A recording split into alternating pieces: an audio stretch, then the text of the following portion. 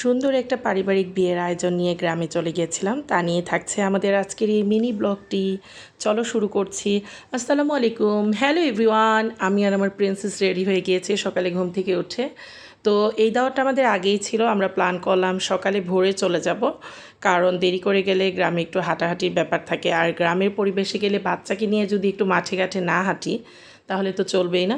So আমরা ready হয়ে চলে গেলাম আমার বাসুরের মেয়েকে নিতে, কারণ জান্নাত বেবি আর জান্নাতের বড় আপি কিন্তু একসাথে খুব ভালো ফ্রেন্ড। আমরা একসাথে চলে আসলাম। তারপরে আমরা সিএনজি করে চলে যাই, আমরা বিক্রমপুর চলে যাই আমার হাজব্যান্ডের কাজিনের মেয়ের বিয়ের অনুষ্ঠানে, মানে আমার ভাসুরের চাচাতো ভাসুরের মেয়ের আজকে বিয়ের অনুষ্ঠান ছিল। হলুদেই চলে যাই আমরা, হলুদের আগে যাওয়ার কথা ছিল কিন্তু এত গরম ছিল, ঈদের আয়োজন প্লাস অনেক জায়গায় আমরা বেড়াতে গিয়েছিলাম, এর জন্য আমরা হলুদের দিন সকালে ভোরে রওনা দিই। গ্রামে আসা মানেই সবুজ প্রকৃতির মাঝে নিজেকে হারিয়ে ফেলা। এই যে আমরা এসে পৌঁছে গেলাম, 1.5 ঘন্টার মতো সময় লেগেছিল। এটা আমাদের একদম বাড়ির মেন গেটের সামনে আমাদের মসজিদটা। তারপর আমরা এখান থেকে নেমে যাই সব কিছু একসাথে নিয়ে। আমরা সকালে অলরেডি 10:30টার মধ্যে বা 11:15টার মধ্যে পৌঁছে যাই, আর বাচ্চারা এসেই তো হই হুল্লোড় শুরু হয়ে যায়।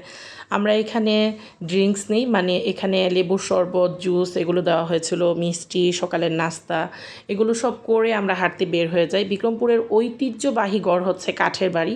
এখানে কিন্তু কাঠের গড়ই সবচেয়ে বেশি ঐতিহ্যবাহী। আর দেখো আমাদের মসজিদের গাছে কত পরিমাণ আম হয়েছে, মাশাআল্লাহ, আলহামদুলিল্লাহ। তারপর আমরা নাস্তাটা সেরেই হাঁটতে চলে যাই। আমি আসা মানি যত আত্মীয় স্বজন আসে সবার বাসায় যাব। আর এই যে আমাদের পারিবারিক যে মসজিদটা, আমাদের একদম উঠানের সামনেই মসজিদটা। দেখো সবুজের প্রকৃতির মাঝে একদম মাঝখানে মন চায় যে একদম ডুবে যায়, এত পরিমাণ সবুজ ছিল। আর গ্রামে কিন্তু মানে সামারের সিজনে গেলে অনেক গরম থাকে, কিন্তু বাতাসও প্রচুর থাকে। সবুজের মাঝে এই বাতাস ফিল করার জন্য আমরা হাঁটতে চলে যাই। আর আমি গ্রামে যাওয়া মানে সব আত্মীয় স্বজন রিলেটিভের বাসায় দেখা করব, কথা বলবো, তারপরে হাঁটবো, প্রচুর গল্প করব, তা না হলে আমার মনই ভরে না। আর আমরা যেই দেবরের বাসায় উঠেছিলাম, মানে খালেদের চাচাতো ভাইদের বাসায় উঠেছিলাম, এখানে দেখো এই জানলা থেকেই যে প্রকৃতিটা দেখা যায়, আমার মনে হয় মনটা পুরো একদম ভরে যাবে, এত পরিমাণ সুন্দর সবুজ আর সবুজ। আসলেই কিন্তু সবুজে আসলে একদম নিজেকে খুঁজে পাওয়া যায়, ডিফারেন্ট একটা অনুভূতি ফিল হয়। তারপর এখানে সব জায়গায় পাটাতন ঘর, পাটাতন বলতে কাঠ দিয়ে এখানে ঘরগুলো তৈরি করা হয়, দোতলা, একচালা, একতলা, দোতলা, বারান্দা সহ অনেক কিছুই তৈরি করা হয়। আমরা গরমের জন্য একতলা রুমেই থেকেছি আর ঠান্ডা পানি খাচ্ছিলাম, এত পরিমাণ গরম। তারপরে আমি একটু রেস্ট নিয়ে আবার বাহিরে চলে যাই। এই যে দেখো বাচ্চারা সব রিলেটিভরা একসাথে হয়ে খুব মজা করেছে। আলহামদুলিল্লাহ, আমার বাচ্চা খুব বেশি পছন্দ করে আত্মীয় স্বজনের সাথে মিশতে। এই যে জান্নাতের কাজিন ওর মেহেরিমা আপুর সাথে আমরা আবার সন্ধ্যায় পারিবারিক সবাই একসাথে হয়ে গিয়েছি, আমার জায়েরা, বাসুরের ছেলে মেয়ে সবাই চলে এসেছে। তো আমরা চিন্তা করলাম সবাই চলো গ্রামের পথ দিয়ে একটু হেঁটে আসি। গ্রামে এখন ইট পাথরের খুব বেশি দেখাশোনা দেখা যাচ্ছে, মানে ভরে গিয়েছে বিল্ডিংয়ে, কিন্তু তারপরও গ্রামে সবুজের সংখ্যা অনেক বেশি। আমরা বিকেলে মাগরিব আজানের একটু আগে বের হই হাঁটতে, দেন আমরা 1 ঘন্টা 1.5 ঘন্টা হেঁটে মানে বাজার না ঠিক, মাঝে একটা দোকান ছিল ওখানে যাই।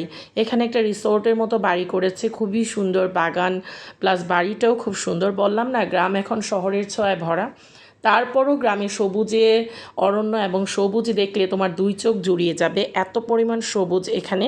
এর জন্য গ্রাম খুব বেশি ফিল করি। আর রিলেটিভের জন্য তো আছি আলহামদুলিল্লাহ, গ্রামে গেলে সব রিলেটিভদের সাথে দেখা হয়, এটা একটা প্লাস পয়েন্ট। তো আমরা চলে গেলাম, এখানে প্রায় 1.5-2 ঘন্টা হাঁটার পরে আমরা এই দোকানে বসলাম সবাই গাছের নিচে। দেখো আকাশটা কি রক্তিম হয়েছিল, এখানে কিন্তু একটা সুন্দর লাল চাঁদ উঠেছিল, এটাও দেখানোর চেষ্টা করলাম। তারপর আমরা এখানে চা খেলাম, চা খেয়ে আবার চলে আসলাম। আমরা 9:30 পর্যন্ত হেঁটেছি, বিশ্বাস করো। আর গ্রামের বিয়েবাড়িতে এই গেটটাই অনেক বেশি সুন্দর করে সাজানো হয়, অনেক দীর্ঘ লাইন ধরে পুরোটা মানে এরিয়া জুড়ে এখানে সাজানো হয়েছে রাস্তাটা, এটা আমার খুব ভালো লেগেছে। আর গ্রামে যেহেতু সব দিকে অনেক বেশি অন্ধকার, লাইটিংটা আরও বেশি ফুটেছে। তারপর ছেলের বাসা থেকে হলুদের সব কিছু নিয়ে আসা হয়েছে। আমি টুকটাক অল্প অল্প করে একটু ভিডিও করার চেষ্টা করেছি, কারণ অনেক রিলেটিভ থাকলে আর একটা একটা অনুষ্ঠানে গেলে প্রপারলি এনজয় করলে তুমি পুরোটা ব্লগ দিতে পারবে না। আমি যেহেতু একটু এনজয় করতে ভালোবাসি, রিলেটিভদের সাথে কথাবার্তা বলতে ভালোবাসি, তো এর জন্য আমি যতটুকু পেরেছি ছোট ছোট ক্লিপ নিয়েছি তোমাদের সাথে শেয়ার করার জন্য। মাশাআল্লাহ, মেয়েকে অনেক কিছু দিয়েছে। আর আমাদের রাজকুমারী মেয়ের জন্য কিন্তু অনেক অনেক দোয়া করবে সবাই। এটা আমার ভাসুরের একমাত্র মেয়ে, ওর ভাসুরেরই একমাত্র মেয়ের বিয়ে হয়ে গেল আলহামদুলিল্লাহ। খুব সুন্দর করে সাজিয়েছে। দেন আমিও একটু গেট আপ নিয়েছি, একদম সিম্পলের মধ্যে কাতান শাড়িটা পরেছি। অনেকটা শাড়ি পরার প্ল্যান করেছিলাম অন্যভাবে সাজবো, কিন্তু এত পরিমাণ গরম গ্রামের বাড়িতে, তারপরে সিম্পলভাবে একদম হালকা একটা আমি শাড়ি বেছে নিয়েছি, ভাতিজাকে দেখিয়ে দিচ্ছি।